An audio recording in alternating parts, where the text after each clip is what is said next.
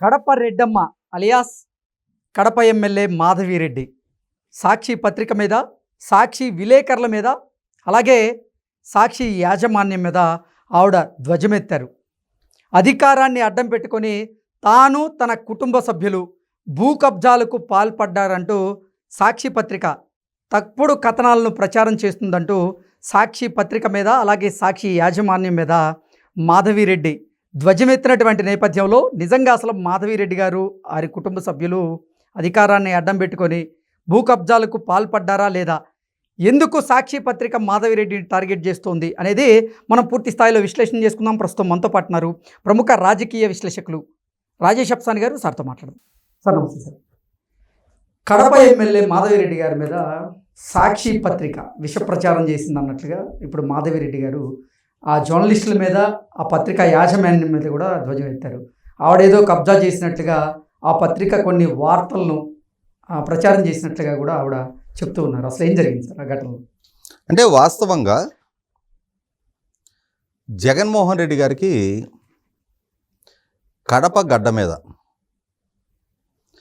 ఈ మధ్యకాలంలో ఎవరు విసరనంతటి బలమైన సవాలు విసురుతుంది మాత్రం ప్రస్తుత కడప ఎమ్మెల్యే మాధవిరెడ్డి గారు. అవును, వాస్తవంగా ఎన్నికలకు ముందు వరకు మాధవ్ గారి గురించి కడప ప్రజానీకానికి ఏమో కానీ తెలుగుదేశం శ్రేణులకు కూడా ఆమె ఫైటింగ్ స్పిరిట్ ఏంటి, ఎంత గట్టిగా గళం వినిపించగలుగుతారు, ఎంత నికార్సుగా ప్రత్యర్థుల్ని సవాల్ చేయగలుగుతారు, డి అంటే డి అనే ఆమె తత్వం ఏంటి అనేది వాస్తవంగా తెలుగుదేశం శ్రేణులకు కూడా పెద్దగా పరిచయం ఉండకపోవచ్చు. వారి భర్త వాసు గారు అంటారు, శ్రీనివాసరెడ్డి గారు. సార్ వారు గతంలో పార్లమెంట్ కంటెస్ట్ చేస్తున్నారు, తెలుగుదేశం పార్టీ పాలిట్ బ్యూరో మెంబర్గా ఉన్నారు, రాయలసీమ ప్రాంత సీనియర్ నాయకుల్లో ఒకరు. సహజంగా మొన్నటి ఎన్నికల్లో కూడా వారే కంటెస్ట్ చేస్తారు అని చెప్పని అనుకున్నారు. ఓకే, కానీ అనూహ్యంగా కడప లాంటి వైసీపీకి అతి బలమైన స్థానంలో, ఎందుకంటే ఈ మధ్యకాలంలో కొన్ని దశాబ్దాలుగా కడప అసెంబ్లీ స్థానం మైనార్టీలకే కేటాయిస్తూ ఉన్నారు. తెలుగుదేశం పార్టీ నుంచి అయినా సరే, లేదు వైసీపీ అంతకుముందు కాంగ్రెస్ పార్టీలో కూడా మైనార్టీలకే కేటాయిస్తూ ఉన్నారు. మైనార్టీలు ప్రాబల్యం అధికంగా ఉన్న సీట్ అది.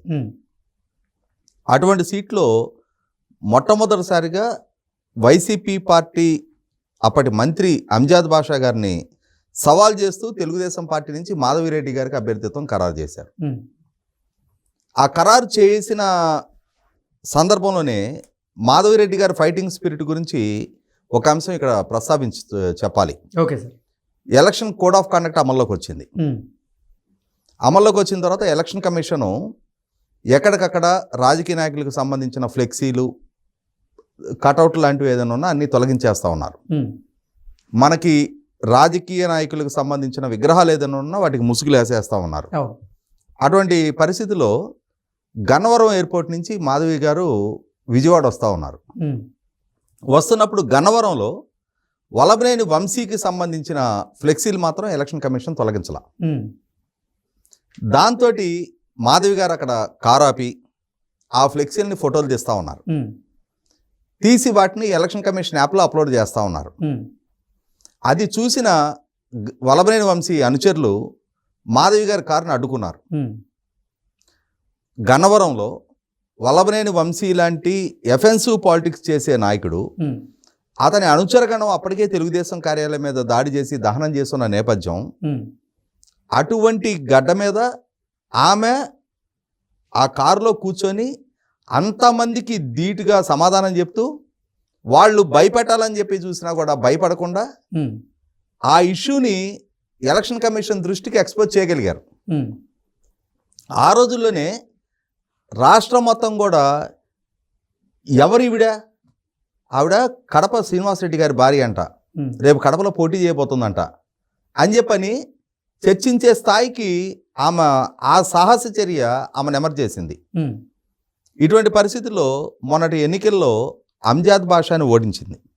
వాస్తవంగా ఇక్కడ ఆ ఎన్నికలకు ముందు కూడా అంజాద్ బాషా తమ్ముడు అహ్మద్ బాషా మొన్నే అరెస్ట్ అయ్యాడు. అతను అంటే ఎలక్షన్స్ అయిపోయిన తర్వాత గల్ఫ్కు పారిపోయి మళ్ళీ మొన్న అతను రంజాన్ సందర్భంగా వచ్చి లుకౌట్ నోటీస్ జారీ చేస్తున్న నేపథ్యంలో ఎయిర్పోర్ట్లో అరెస్ట్ అయ్యాడు. తిరిగి వెళ్ళబోతున్న సందర్భంగా అరెస్ట్ చేశారు అతన్ని. అతను చాలా జుగుత్సాకరమైన పదజాలంతో సోషల్ మీడియాలో ట్రోల్ చేసేవాడు. సహజంగానే మనకి వైసీపీ నాయకుల వైఖరి తెలుసు. వాళ్ళకి రాజకీయంగా సవాలు విసిరే వాళ్ళనే వాళ్ళు సహించలేరు. సాక్షాత్తు చంద్రబాబు నాయుడు గారిని, పవన్ కళ్యాణ్ గారిని ఏ విధంగా లక్ష్యంగా చేసుకొని జగన్మోహన్ రెడ్డి గారే సాక్షాత్తు విమర్శించేవాడో చూసాం మనం. అలాగే జగన్మోహన్ రెడ్డి గారితో రాజకీయంగా విభేదించి ఆయన్ని ప్రశ్నిస్తున్న పాపానికి వాళ్ళ సొంత తోబుట్టునే షర్మిల గారిని వాళ్ళ సోషల్ మీడియా ద్వారా ఎంత జుగుసాకరమైన పదజాలంతో ట్రోల్ చేయించింది చూసాం మనం. అటువంటిది మరి కడపలో దాదాపుగా దశాబ్ద కాలంగా వైసీపీ పార్టీకి ఒక బలమైన కంచుకోటగా ఉన్న కడప అసెంబ్లీ స్థానంలో అక్కడ స్థానిక మంత్రికి పోటీదారుగా ముందుకొచ్చిన మహిళని ఇంకా ఏ విధంగా ట్రోల్ చేస్తారంటే మనం ఊహించని అవసరంలా. అవును, ఈ అంజాద్ బాషా తమ్ముడు మాధవి గారిని ఉద్దేశించి చాలా అసభ్యంగా ట్రోల్ చేయటం మొదలుపెట్టాడు. ఎక్కడ తొనకలా. ఆమె ప్రదర్శించిన ఫైటింగ్ స్పిరిట్ ఆఖరికి అంజాద్ బాషాని ఓడించింది ఎన్నికల్లో. ఆమె ఎమ్మెల్యేగా నెగ్గారు.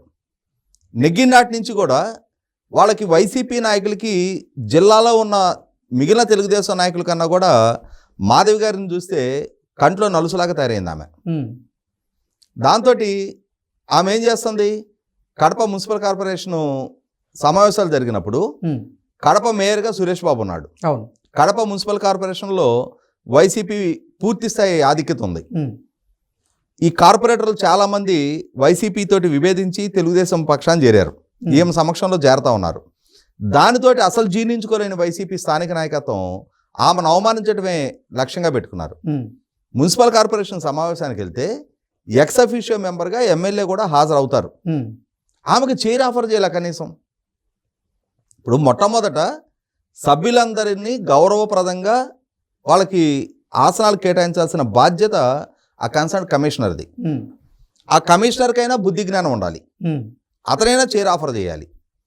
కనీసం ఆ మేయర్కైనా సరే ఇవాళ అతను నగర ప్రథమ పౌరుడిగా చలామణి అవుతున్న వ్యక్తి, ఆ నగరానికి సంబంధించిన శాసనసభ్యురాల్ని గౌరవించుకోవాల్సిన బాధ్యత అతనికి లేదా? ఎగ్జాక్ట్లీ.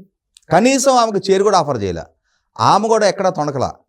అలాగే నిలబడుండి వాళ్ళకి సవాలు విసిరి చివరికి వాళ్ళు చేసే ప్రతి తప్పుని మీడియా ముఖంగా ఎక్స్పోజ్ చేస్తూ వచ్చారు ఆవిడ. ఇప్పుడు ఏం చేస్తున్నారు ఇక ఆమెని అంటే ఆమె ఫైటింగ్ స్పిరిట్ని తట్టుకోవడం వాళ్ళ వల్ల కాటలా. ఆమెను చూస్తేనే వాళ్ళకి వెన్నులోంచి చలి రావటం మొదలైంది. దాంతో ఆమెను ఆక్రమణదారుగా చిత్రీకరించే ప్రయత్నం చేస్తూ ఉన్నారు. వాస్తవంగా వాసు గారు మంచి పేరున్న కాంట్రాక్టర్, ఆర్థికంగా స్థితిమంతులు. ఇవాళ ఏదో భూములు కబ్జా చేసో ఇంకోటో చేసి డబ్బులు సంపాదించుకోవాల్సిన నెసెసిటీ వాళ్ళకి లేదు. వాళ్ళది సుదీర్ఘ నేపథ్యం ఉన్న రాజకీయ కుటుంబం. వాళ్ళ నాన్నగారు ఎన్టీ రామారావు గారి క్యాబినెట్లో మినిస్టర్గా పనిచేశారు. అలాగే వాళ్ళ బ్రదరు రమేష్ రెడ్డి గారు కూడా గతంలోనే ఎమ్మెల్యేగా పనిచేస్తున్నారు. అంటే కొన్ని దశాబ్దాలుగా తెలుగుదేశం పార్టీతోటి 4 దశాబ్దాలుగా 40 సంవత్సరాలుగా తెలుగుదేశం పార్టీతోటి అటాచ్మెంట్ ఉన్న కుటుంబం. రాజకీయంగానూ సుదీర్ఘ నేపథ్యం ఉంది, ఆర్థికంగానూ స్థితిమంతులు. అటువంటి వాళ్ళని వాళ్ళ కబ్జాదారులు అని చెప్పని చిత్రీకరించే ప్రయత్నం చేస్తూ నిన్న సాక్షిలో ఒక పెద్ద కథనాన్ని రాయించారు. దాని మీద ఆమె ప్రెస్ మీట్ పెట్టారు. సార్ ప్రెస్ మీట్ పెట్టి ఏం చెప్పారు, నేను భూములు ఆక్రమించాను అంటున్నావు. నేను ఆక్రమించాను అన్నప్పుడు రా ఈ ప్రెస్ మీట్కి వచ్చి ఎక్కడ ఏ భూములు నేను ఆక్రమించానో నిర్ధారణ చేయి. నా వ్యక్తిత్వానికి పాల్పడే కథనాలు రాయించావు కదా, ఆ సవాల్ స్వీకరించడానికి నేను సిద్ధంగా ఉన్నా. మీరేదో కథనాలు రాస్తే అయ్యో నా మీద రాశారా అని చెప్పని నేను దాక్కుని ఉండేదని కాదు. నేను ఖచ్చితంగా మీరు ఇటువంటి కథనాలు నా మీద రాసినప్పుడు నేను బహిరంగంగా ముందుకొచ్చి నేను సవాల్ చేస్తా. ఎందుకంటే నా దగ్గర నిజాయితీ ఉంది, నా నిజాయితీ మీద నా వ్యక్తిత్వం మీద నాకు నమ్మకం ఉంది. నేను సవాల్ విసురుతా ఉన్నా. నువ్వెందుకు వాళ్ళ ప్రెస్ మీట్కి రాలా? మీరు రాసిన కథనం మీద వివరణ ఇవ్వడానికి ఈ ప్రెస్ మీట్ పెట్టా. నేను అందరిని ఇన్వైట్ చేశా. నువ్వు రాసిన కథనం మీద నీకు నమ్మకం ఉంటే, నన్ను ప్రశ్నించగలిగే నైతికత నీ దగ్గర ఉంటే నువ్వు ప్రెస్ మీట్కి వచ్చి ఉండాల్సింది కదా అని చెప్పని సూటిగా స్పష్టంగా సాక్షిని గురించి ప్రస్తావించడం మనం చూసాం నిన్న. అయితే ఇక్కడ గమనించుకోవాల్సింది ఏంటి అంటే, మాధవి గారు లేవనైతే ప్రశ్నలకి సమాధానం చెప్పగలిగే నైతికత సాక్షి లోకల్ కంట్రిబ్యూటర్ ఏముంది. ఇప్పుడు వాళ్ళ యాజమాన్యం వాళ్ళ రాజకీయ ఎజెండాలో భాగంగా ఎవరికి ఎలివేషన్ ఇవ్వమంటే వాళ్ళకి ఎలివేషన్ ఇస్తారు, ఎవరి వ్యక్తిత్వానికి పాల్పడమంటే ఆ వ్యక్తిత్వానికి పాల్పడటం ఆ సాక్షికి ఉన్న ఎజెండా. అంటే వైసీపీ పార్టీ పొలిటికల్ ఎజెండాలో భాగంగా సాక్షి పత్రిక ఎస్టాబ్లిష్ అయింది. కాబట్టి సాక్షిలో ఏం రాస్తారు, ఆ రాసిన వాటికి ఎంత క్రెడిబిలిటీ ఉంటుంది అనేది అక్కడ లోకల్ కంట్రిబ్యూటర్, అక్కడ లోకల్ రిపోర్టర్ అతను బాధ్యత తీసుకోలేడు. ఎందుకంటే వాళ్ళ చేతిలో ఏం లేదు. వాళ్ళ యాజమాన్యం జగన్మోహన్ రెడ్డి గారు సతీమణి, జగన్మోహన్ రెడ్డి గారు రాజకీయ ఎజెండాలో భాగంగా ఆయనకి పొలిటికల్ మైలేజ్ తీసుకురావడం కోసం వాళ్ళకి సవాలు విసిరే వాళ్ళని వాళ్ళ స్థాయి తక్కువ చేయాలి, వాళ్ళకి అవినీతి మకిలంటించే ప్రయత్నం చేయాలి, వాళ్ళని ప్రజల్లో పలసం చేయాలి. అదే సందర్భంలో జగన్మోహన్ రెడ్డి గారిని మాత్రం బ్రహ్మాండం భజగోవిందం అని చెప్పని కీర్తించుకోవాలి. ఈ ఎజెండాలో భాగంగా సాక్షి నడుస్తూ ఉంది. కాబట్టి ఆమె ఆ గడ్డ మీద నిలబడి నేను సవాల్ చేస్తున్నా, నువ్వు రా, నేను వివరణ ఇవ్వడానికి సిద్ధంగా ఉన్నా, నువ్వు నా మీద రాసిన కథనానికి నీ వైపు నుంచి ఏం సాక్ష్యాలు ఉన్నాయి తీసుకురానంటే వాళ్ళ దగ్గర సాక్ష్యాలు ఏమి ఉండవు. వాళ్ళకి కావాల్సింది ఆమె వ్యక్తిత్వానికి ఒక మరక అంటించే ప్రయత్నమే. కాబట్టి ఏంటంటే అటువంటి మరకలు అంటించే ప్రయత్నం చేసిన వాళ్ళని కూడా ధీటుగా ఆమె నిన్న ప్రస్తావించడం జరిగింది. అదే సందర్భంలో ఇంకొక మాట కూడా చెప్పారు, నేను కబ్జాలు చేయడమే కాదు, వేరే ఎవరైనా సరే కబ్జాలు చేసే ప్రయత్నం చేస్తే, ఎవరు ఆస్తైనా ఒక్క సెంట్ ఆక్రమించారని చెప్పని తెలిసినా అది నా నోటీస్కి వస్తే ఆ ప్రజల పక్షాన్ని నేను నిలబడతా. నేను ప్రజలు ఓట్లేస్తే ఎన్నికయ్యా, నేను ప్రజలకు జవాబుదారిని. ఆఖరికి తెలుగుదేశం శ్రేణులు ఎవరైనా సరే కబ్జాలకు పాల్పడ్డా నేను సహించను. ప్రజలు నా దృష్టికంటూ అంశాన్ని తీసుకొస్తే న్యాయం జరిగే వరకు నేను వాళ్ళ అండగా ఉంటాను, వాళ్ళకి అండగా ఉంటాను అని చెప్పి నాకు చెప్పడం జరిగింది. 100కి 100 పాళ్ళు నిజాయితీగా రాజకీయం చేసేవాళ్ళు మహిళల పురుషులు అనేది అప్రస్తుతం. వాళ్ళు సూటిగా స్పష్టంగా ఎదురువాడి కళ్ళల్లోకి చూస్తూ నిజాయితీగా ధైర్యంగా మాట్లాడగలుగుతారు. మాధవి గారి నైజం మొదటి నుంచి చూస్తున్నాం మనం. ఆమె నికార్సైన రాజకీయాలు చేయడానికి రాజకీయాల్లోకి వచ్చారు. రాజీ లేని ధోరణి ప్రదర్శిస్తూ ఉన్నారు, పోరాట తత్వాన్ని ప్రదర్శిస్తూ ఉన్నారు.